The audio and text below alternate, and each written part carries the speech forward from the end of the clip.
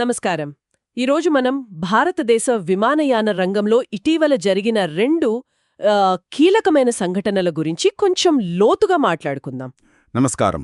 అవును, చాలా ముఖ్యమైన సంఘటనలివి. మన దగ్గరున్న సమాచారం ప్రకారం ఒకటి అహ్మదాబాద్ విమాన ప్రమాదం, రెండోది ఉత్తరాఖండ్ హెలికాప్టర్ కూల్చివేత. అసలు ఏమైంది, దాని వెనుక ఉన్న కారణాలు, పర్యవసానాలు, వీటి గురించి చూద్దాం. ఖచ్చితంగా.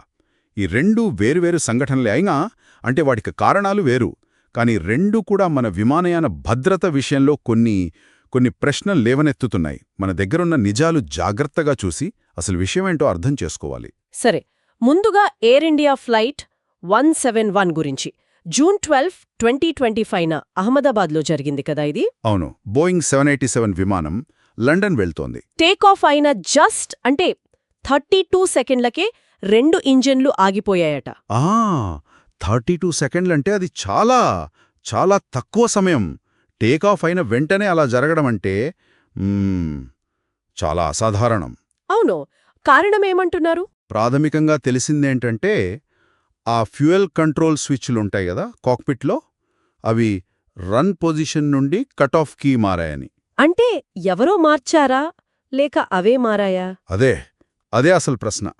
దానివల్లే ఇంజన్లకు ఫ్యూయల్ సప్లై ఆగిపోయింది. అయ్యో, దాంతో విమానం కంట్రోల్ తప్పి దగ్గర్లో ఉన్న ఒక మెడికల్ కాలేజ్ బిల్డింగ్ మీద పడిపోయింది. అవును, చాలా ఘోరమైన ప్రమాదం. విమానంలో 241 మంది, కింద నేల మీద ఒక 19 మంది, మొత్తం 260 మంది చనిపోయారు. అమ్మో!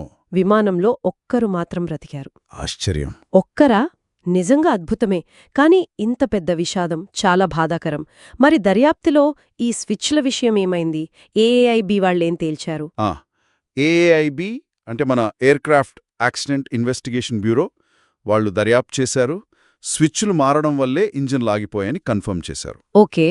కానీ అసలు పాయింట్ ఏంటంటే ఇది కావాలని జరిగిందా లేక పొరపాటున జరిగిందా అనేది ఇంకా తేల్చలేదు వాళ్ళు. అదాసలు సమస్య.